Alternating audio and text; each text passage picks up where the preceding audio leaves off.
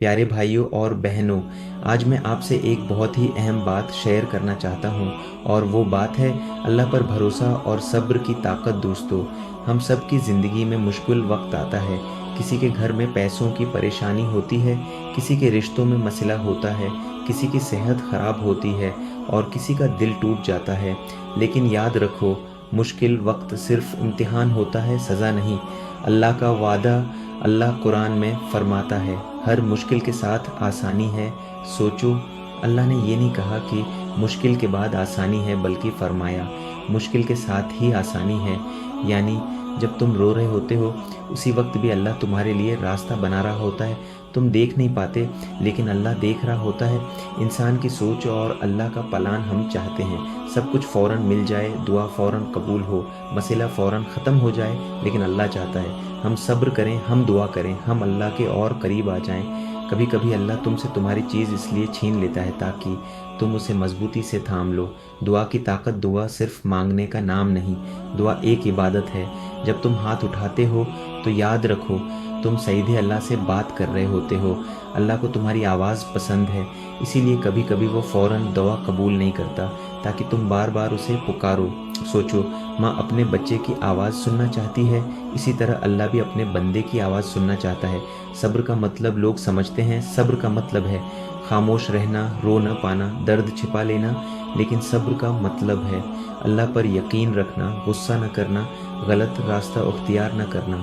हर हाल में अल्लाह का शुक्र अदा करना सब्र कमज़ोरी नहीं होती, सब्र सबसे बड़ी ताकत होती है। एक छोटी सी कहानी, एक गरीब आदमी था, रोज़ मजदूरी करता था, लेकिन रिज़्क कम मिलता था। एक दिन उसने अल्लाह से दुआ की, या अल्लाह मुझे इतना दे कि मैं किसी का मोहताज न रहूं। कुछ दिन बाद उसे एक काम मिला, लेकिन वो बहुत मुश्किल काम था। वो थक गया, लेकिन उसने छोड़ा नहीं। कुछ महीनों बाद वही आदमी एक छोटी सी दुकान का मालिक बन गया। इसने कहा, आज समझ आया, अल्लाह ने मुझे दिया ज़रूर, लेकिन सब्र के रास्ते से दिया। गुनाह और तौबा, दोस्तों, हम सब से गुनाह हो जाता है, छोटा भी बड़ा भी। लेकिन सबसे बड़ा गुनाह ये है कि अल्लाह से उम्मीद छोड़ देना। अल्लाह फरमाता है, मैं अपने बंदे के गुमान के साथ हूँ। यानी अगर तुम सोचो अल्लाह मुझे माफ़ कर देगा, तो अल्लाह माफ़ कर देगा। और अगर तुम सोचो मैं बहुत बड़ा हूँ, तो शैतान खुश होता है। इसीलिए तौबा करो और फिर से नया सफ़र शुरू करो। नमाज की अहमियत, नमाज सिर्फ फ़र्ज़ नहीं, नमाज अल्लाह से जुड़ने का ज़रिया है। जो बंदा नमाज़ पढ़ता है उसका दिल ज़िंदा रहता है। नमाज रूह को साफ़ करती है, नमाज दर्द को हल्का करती है, नमाज अंधेरे को रोशन करती है। अगर ज़िंदगी में चैन चाहिए तो सजदे बढ़ाओ। जब दिल टूट जाए, अगर आज तुम उदास हो, रो रहे हो, अकेला महसूस कर रहे हो, तो याद रखो अल्लाह तुमसे दूर नहीं है।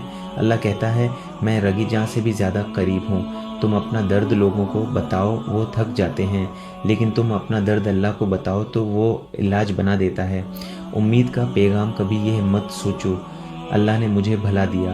अल्लाह कभी नहीं भूलता, वो सिर्फ तुम्हें मजबूत बना रहा होता है।